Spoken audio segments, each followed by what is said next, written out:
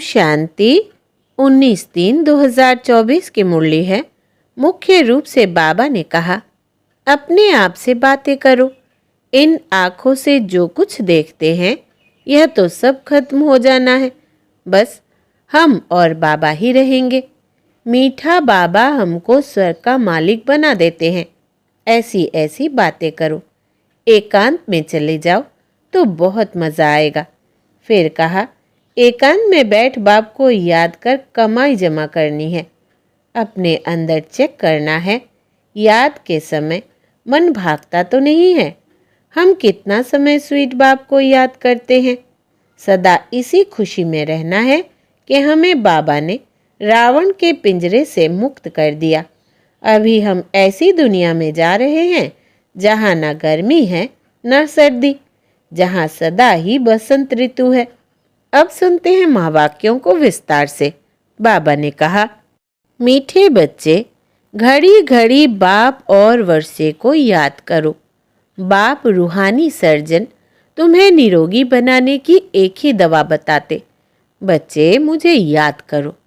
प्रश्न है, अपने आप से कौन सी बातें करो तो बहुत मज़ा आएगा? उत्तर, अपने आप से बातें करो। इन आँखों से जो कुछ देखते हैं ये तो सब खत्म हो जाना है, बस हम और बाबा ही रहेंगे।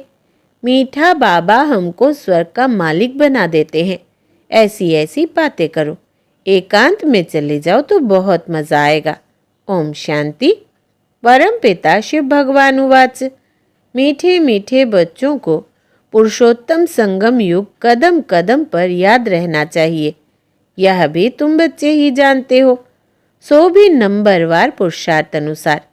यह बुद्धि में याद रहे, हम अभी पुरुषोत्तम संगम युग पर पुरुषोत्तम बन रहे हैं और यह जो रावण का पिंजरा है उनसे बाबा हमको छुटकारा दिलाने आया है। जैसे कोई पंछी को पिंजरे से निकाला जाता है तो वो बहुत खुश होकर उड़कर सुख पाते हैं। तुम बच्चे भी जानते हो यह रावण का पिंजरा है। अनेक प्रकार के दुख ही दुख है। अब बाप आए हैं इस पिंजरे से निकालने के लिए। है तो मनुष्य ही। शास्त्रों में लिख दिया है, देवताओं और असुरों की लड़ाई लगी, फिर देवताओं ने जीता। अब लड़ाई की तो बात ही नहीं। तुम अभी असुर से देवता बन रहे हो। आसुरी रावण अर्थात 5 विकारों पर तुम जीत पाते हो, ना कि रावण संप्रदाय पर। 5 विकारों को ही रावण कहा जाता है। बाकी किसको जलाने आदि की बात नहीं है। तुम बच्चे बड़े खुश होते हो। अभी हम ऐसी दुनिया में जा रहे हैं जहाँ न गर्मी है न सर्दी, सदैव बसंत ऋतु ही रहती है। सतयुग स्वर्ग की वसंत ऋतु अब आती है। यह वसंत ऋतु तो थोड़े समय के लिए आती है। वो वसंत ऋतु तो तुम्हारे लिए आधा कल्प के लिए आती है। वहाँ गर्मी आदि होती नहीं है। गर्मी से भी मनुष्यों को दुख होता है, मर पड़ते हैं। इन सभी दुखों की बातों से छुड़ाने के लिए हमको अविनाशी सर्जन बहुत सहज दवाई देते हैं। उस सर्जन के पास जाएंगे तो अनेक दवाइयाँ आदि याद आएंगी। यहाँ इस सर्जन के पास तो कोई दवाई नहीं। उनको सिर्फ याद करने से सब रोग छूट जाते हैं और दवाई आदि कुछ भी नहीं है। बच्चे कहते थे आज सेमिनार करेंगे। चार्ट कैसे लिखना चाहिए, बाबा को कैसे याद करना चाहिए, इस पर सेमिनार करेंगे। अब बाप तो तकलीफ नहीं देते हैं कि बैठ कर लिखो, कागज खराब करो, ज़रूरत ही नहीं रहती। बाप तो सिर्फ कहते हैं बुद्धि में बाप को याद करो। अज्ञान काल में बाप को याद करने के लिए चार्ट बनाया जाता है क्या? इसमें लिखा पढ़ी करने की कोई ज़रूरत नहीं। बाप को कहते हैं, बाबा हम आपको भूल जाते हैं। कोई सुने तो क्या कहेंगे? कहते भी है हम जीते जी बाप के बने हैं। क्यों बने हैं? बाप से विश्व की बादशाही का वर्षा लेने। फिर ऐसे बाप को तुम भूलते क्यों हो? ऐसा बाप जिससे इतना भारी वर्षा मिलता है उनको तुम याद नहीं कर सकते हो? इतना बार तुमने वर्षा लिया है, फिर भी भूल जाते हो। बाप से वर्षा लेना है तो याद भी करना है, दैवी गुण भी धारण करने हैं। लिखना क्या है, यह तो हर एक अपने दिल से पूछे। नारद का भी मिसाल है। खुद कहते हैं बड़ा भक्त था। जन्म जन्मांतर के हम पुराने भक्त हैं। हम मीठे बाप को याद कर कितना खुश होते हैं। जो जितना याद करते हैं वही लक्ष्मी नारायण को वरने लायक बनेंगे। कोई गरीब का बच्चा जाकर साहूकार की गोद लेता है तो कितना खुश होता है। बाप को और प्रॉपर्टी को ही याद करते हैं। यहाँ तो बहुत है जिनको बेहद के बाप का बच्चा बन राजाई लेने का भी अक्ल नहीं आता है। वंडरफुल बात है। जो बाप स्वर्ग का मालिक बनाते हैं उनको याद नहीं कर सकते हैं। बाप बच्चों को एडप्ट करते हैं। ऐसे बाप को याद न करना यह तो वंडरफुल बात है। घड़ी घड़ी बाप और प्रॉपर्टी याद आनी चाहिए। बाप कहते हैं, मीठे मीठे सिकिलधे बच्चों, तुमने बुलाया ही है एडप्ट करने के लिए। बाप को बुलाया जाता है ना। बाप ही स्वर्ग की स्थापना करते हैं, स्वर्ग का वर्षा देते हैं। तुम पुकारते भी हो, बाबा हम पतितों को आकर गोद में लो।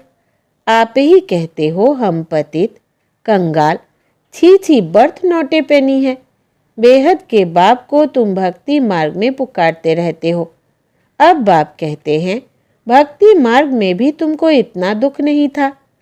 अभी मनुष्यों को कितना दुख है।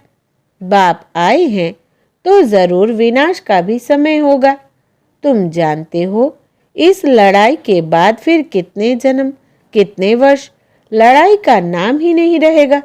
कभी लड़ाई लगेगी नहीं, ना कोई दुख रोग आदि का नाम होगा। अभी तो कितनी ढेर बीमारियां है। बाप कहते हैं, मीठे बच्चों हम तुमको सभी दुखों से छुड़ा देंगे। तुम याद ही करते हो, हे भगवान आकर दुख हरो, सुख शांति दो। यह दो चीजें हर एक मांगते हैं। यहाँ है अशांति। शांति के लिए जो राय देते हैं उन्हों को प्राइज मिलती रहती है। बेचारों को मालूम ही नहीं कि शांति किसको कहा जाता है। शांति तो मीठे बाप के सिवाय और कोई द्वारा मिल न सके। कितनी तुम मेहनत करते हो समझाने की, फिर भी समझते ही नहीं। तुम गवर्नमेंट को भी लिख सकते हो, मुफ्त क्यों पैसे बर्बाद करते हो। शांति का सागर तो एक ही बाप है, वही विश्व में शांति स्थापन करते हैं। गवर्नमेंट के हेड्स को अच्छे अच्छे कागज पर रॉयल्टी से चिट्ठी लिखनी चाहिए। कोई अच्छा कागज देखकर समझते हैं कि शायद यह किसी बड़े आदमी की चिट्ठी है। बोलो, विश्व में शांति जो तुम कहते हो आगे कब हुई है जो फिर इस प्रकार मिले? जरूर कभी मिली होगी। तुमको मालूम है, तुम तिथि तारीख सब लिख सकते हो। बाप ने ही आकर विश्व में शांति सुख स्थापन किया था। वो सतयुग का समय था। यह लक्ष्मी नारायण है डायनेस्टी की निशानी। ब्रह्मा और तुम ब्राह्मणों के पार्ट का किसको पता नहीं है। मुख्य पार्ट तो ब्रह्मा का है ना। वही रथ बनते हैं, जिस रथ द्वारा बाप इतना कार्य करते हैं। नाम ही है पद्मा पदम भाग्यशाली रथ। विचार करो कैसे किसको समझाए। मनुष्यों को कितना नशा है। अब तुमको बाप का ही परिचय देना है। ज्ञान तो है ही, सिर्फ ज्ञान सागर बाप के पास। वो जब आए तब आकर दे, तब तक ज्ञान तो कोई दे ना सके। भक्ति तो सब भक्त करते ही रहते हैं। ज्ञान एक ही बाप देते हैं। ज्ञान का यथार्थ पुस्तक कोई बनता नहीं। ज्ञान तो कानों से ही सुनना होता है। यह किताब आदि जो तुम रखते हो यह सब टेम्परेरी है। यह भी सब खत्म हो जाएंगे। तुम नोट्स लिखते हो, यह भी खत्म हो जाने हैं। यह सिर्फ अपने पुरुषार्थ के लिए है। बाप कहते हैं, टॉपिक्स की लिस्ट बनाओ तो याद आएगा। परंतु यह तो जानते हो, यह पुस्तक आदि कुछ भी नहीं रहेंगे। तुम्हारी बुद्धि में सिर्फ याद ही चल पड़ेगी। आत्मा बिल्कुल बाप जैसी भरपूर हो जाती है। बाकी जो भी पुरानी चीज़ें इन आँखों से देखते हो वो भी खत्म हो जाएंगी। पिछाड़ी में कुछ भी रहना नहीं है। बाप अविनाशी सर्जन है, आत्मा भी अविनाशी है। एक शरीर छोड़ दूसरा लेती है। दिन प्रतिदिन जो भी शरीर मिलता है छीछी ही मिलता है। अभी तुम बच्चे जानते हो हम श्रेष्ठाचारी बन रहे हैं। बाप ही बनाते हैं, साधु संत आदि थोड़े ही बनाते हैं। बाप तुमको श्रेष्ठाचारी बनाते हैं। बाबा कहते, मीठे बच्चे, मैं तुम्हें अपने नैनों पर बिठा कर ले जाऊंगा। आत्मा भी यहाँ नैनों पर बैठती है। बाप कहते हैं, हे आत्माएं, तुम सबको निहाल कर ले जाऊंगा। बाकी थोड़ा समय है, अब मेहनत करो। अपने दिल से पूछो, मैं स्वीट बाबा को कितना याद करता हूँ। हीर रांझा का विकार के लिए लव नहीं था, शारीरिक प्यार था। याद करते थे और सामने आ जाता था। दोनों आपस में मिल जाते थे। बाप कहते हैं, तुम भी ऐसे बनो। वो है एक जन्म के आशिक माशुक, तुम हो जन्म जन्मांतर के। यह बातें इस समय ही होती है। आशिक माशुक का अक्षर भी स्वर्ग में नहीं है। वह भी पवित्र रहते हैं। मनसा में ही ख्याल आते हैं। सामने देखा और खुश हुए। तुम बच्चों को देखने की तो कोई चीज नहीं। इस समय तुम सिर्फ अपने को आत्मा समझो और माशुक बाप को याद करो। आत्मा समझ बाप को बहुत खुशी से याद करना है। बाप समझाते रहते हैं, भक्ति मार्ग में तुम ऐसे आशिक थे, माशुक पर कुर्बान जाते थे। आप आएंगे तो हे माशुक, हम तुम पर वारी जाएंगे। अब माशुक आया हुआ है सबको गोरा बनाने। जो जैसा है ऐसा बनाने की कोशिश करते हैं। तुम गोरा बनते हो तो शरीर भी गोरा बनेगा। आत्मा में ही खाद पड़ती है। अब तुम मुझे याद करो तो खाद निकल जाएगी। यहाँ तुम बच्चे जानते हो एकांत बहुत अच्छी है। पादरी लोग भी पैदल करते हैं, एकदम साइलेंस में रहते हैं। माला हाथ में रहती है, कोई को देखते भी नहीं है। धीरे धीरे चलते जाते हैं। वो लोग क्राइस्ट को याद करते रहेंगे। बाप को तो जानते ही नहीं। मेरे लिए तो कह देते नाम रूप से न्यारा है। अब बिंदी है तो देखेंगे क्या। बिंदी को कैसे याद करे, किसको पता नहीं। तुमको अभी मालूम पड़ा है तो तुम यहाँ आते हो। मधुबन का तो गायन है। यह है सच्चा सच्चा मधुबन जहाँ तुम आते हो। जितना हो सके तुम एकांत में याद में रहो, किसको भी देखो नहीं। ऊपर छत्ते तो पड़ी है, बाबा की याद में सवेरे छत पर चले जाओ, बड़ा मजा आएगा। कोशिश करो रात को 1-2 बजे जागने की। तुम नींद को जीतने वाले माशूक हो। रात को जल्दी सो जाओ, फिर 1-2 बजे उठकर छत पर एकांत में याद की यात्रा करते रहो। बहुत जमा करना है। बाप को याद करते बाप की महिमा करने लग जाओ। आपस में भी यही राय करते रहो। बाबा कितना मीठा है, उनको याद करने से ही पाप कटेंगे। यहाँ बहुत जमा कर सकते हैं। यह चांस भी यहाँ अच्छा मिलता है। घर में तो तुम कर नहीं सकेंगे, फुर्सत ही कहाँ रहती है। दुनिया का वाइब्रेशन वातावरण बहुत खराब रहता है। वहाँ इतनी याद की यात्रा नहीं होगी। अब इसमें लिखने की भी क्या बात है। आशिक माशुक लिखते हैं क्या।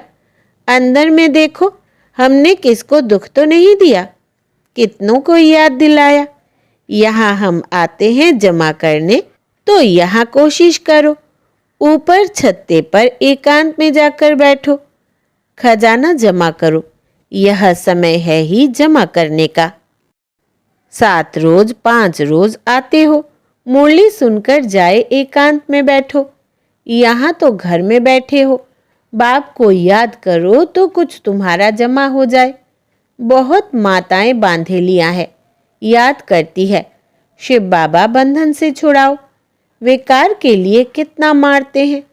खेल दिखाया है ना, द्रौपदी के चीर हरे। तुम सब द्रौपदियां हो ना, तो बाप को याद करते रहना है। बाबा युक्ति तो बहुत बतलाते हैं, इसमें स्नान आदि की भी बात नहीं रहती। हाँ, पखाना जाना होता तो स्नान जरूरी है। मनुष्य तो स्नान के समय भी किसी देवता या भगवान को याद करते हैं। मुख्य बात है ही याद की। ज्ञान तो बहुत मिला हुआ है, 84 के चक्र का ज्ञान है। अपने अंदर में बैठ कर देखो, अपने से पूछो, ऐसा मीठा मीठा बाबा जो हमको स्वर्ग का मालिक बनाते हैं, उनको सारे दिन में कितना याद किया। मन भागता तो नहीं, कहाँ भागेगा, दुनिया तो है नहीं, यह सब खत्म हो जाना है। हम और बाबा ही रहने वाले हैं। ऐसे ऐसे अंदर में बातें करो तो फिर बहुत मज़ा आएगा। यहाँ जो भी आते हैं वो बहुत पुराने भक्त हैं, जो नहीं आते वो समझो कि आजकल के भक्त हैं, वो देरी से आएंगे। शुरू से भक्ति करने वाले ज़रूर बाप से वर्षा पाने आएंगे। यह गुप्त मेहनत है। जो धारणा नहीं करते हैं उनसे कुछ भी मेहनत होती नहीं। यहाँ तुम आते ही हो रिफ्रेश होने, अपने से मेहनत करो। एक हफ्ते में तुम इतना माल इकट्ठा कर सकते हो जो वहाँ 12 मास में नहीं। यहाँ 7 रोज में सारी कसर निकाल सकते हो। बाबा राय देते हैं।